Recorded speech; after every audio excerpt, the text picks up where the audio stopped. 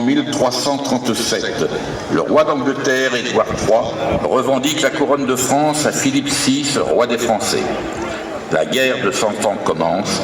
Elle verra les deux Jeannes appelées guerre de succession, Jeanne de Montfort n'ayant pas baissé les armes et Jeanne de Penthièvre non plus.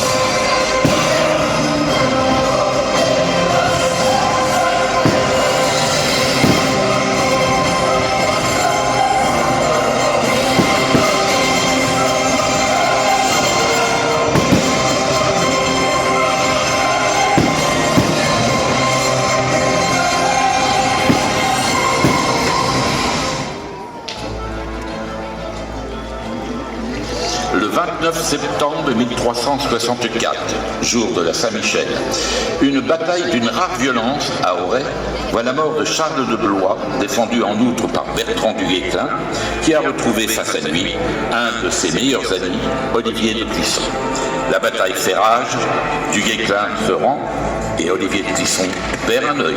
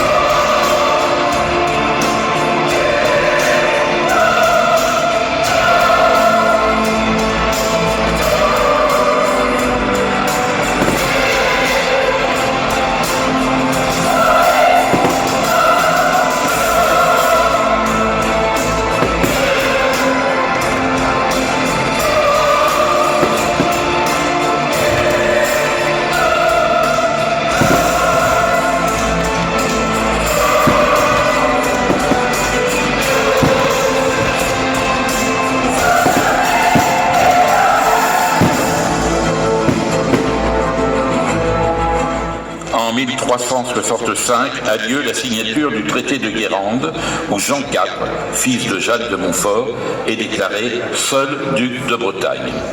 Mais en 1373, il s'enfuit en Angleterre et Bertrand du Guesclin, devenu connétable de France, prend la ville de Vannes. Le roi de France s'attire alors l'hostilité des nobles bretons. Ceux-ci rappellent Jean IV. Le duc revient en triomphateur avec les Anglais qui, en 1379, font leur entrée à Vannes. Ils y resteront 2 ans.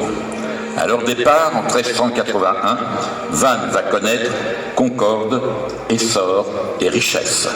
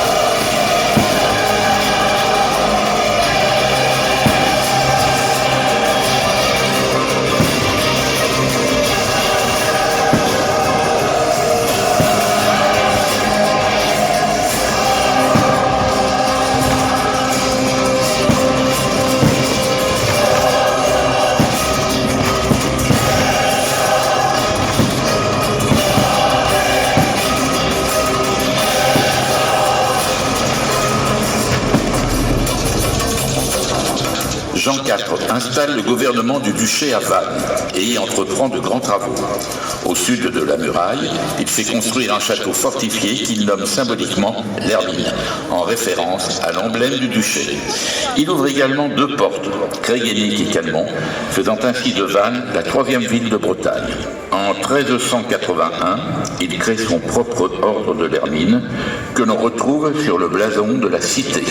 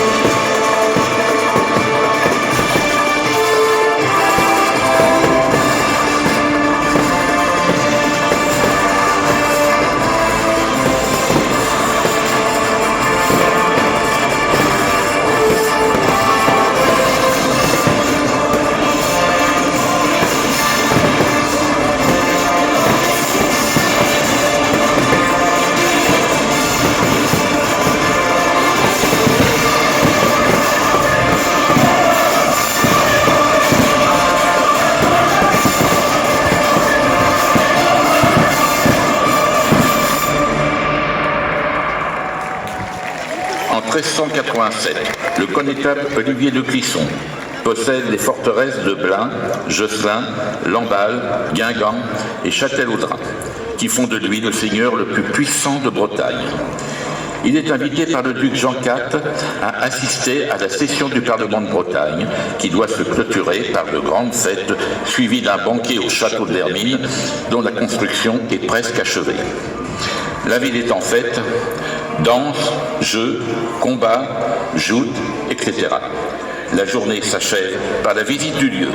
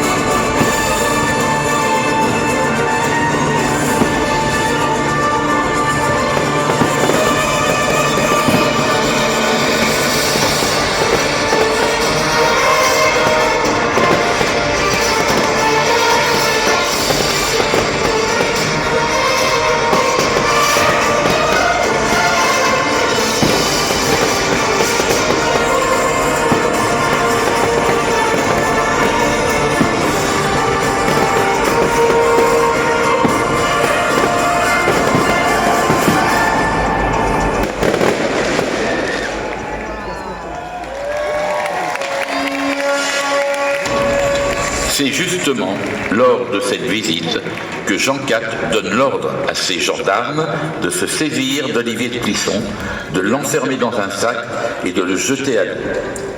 Jehan de Basse-Vallon, gouverneur de la Tour, annonce au duc qui venait s'enquérir qu'il a préféré enfermer le connétable dans la tour en lui expliquant les conséquences que l'exécution de son ennemi aurait entraînées. Le duc le remercia de cette prudence. Olivier de Clisson fut épargné, mais dut, pour sa liberté, livrer au duc ses places fortes et payer une grosse rançon.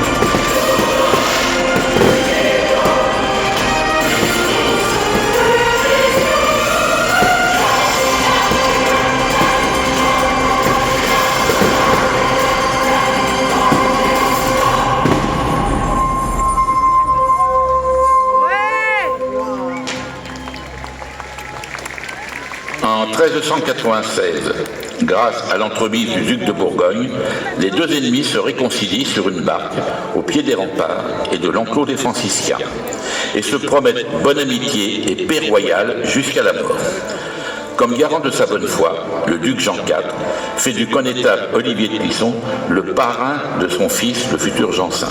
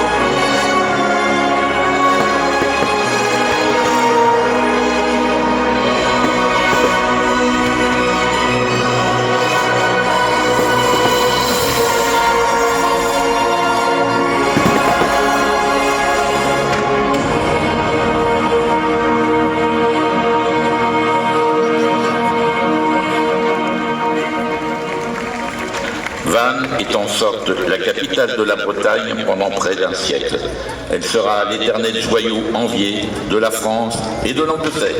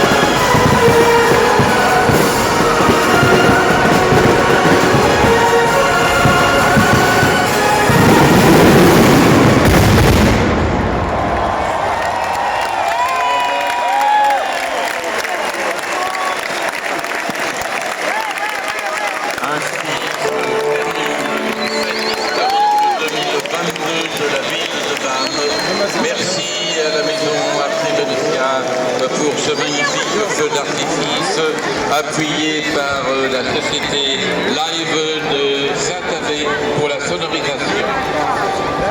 Merci à vous public d'être venus nombreux, c'est un réconfort pour tous ceux qui ont créé ces fêtes, tous ceux qui y ont participé. De leur part, recevez un grand merci, bonne nuit, bonnes vacances pour ceux qui sont en vacances, bien du courage pour ceux qui travaillent. Et rendez-vous à de prochaines aventures. Au revoir.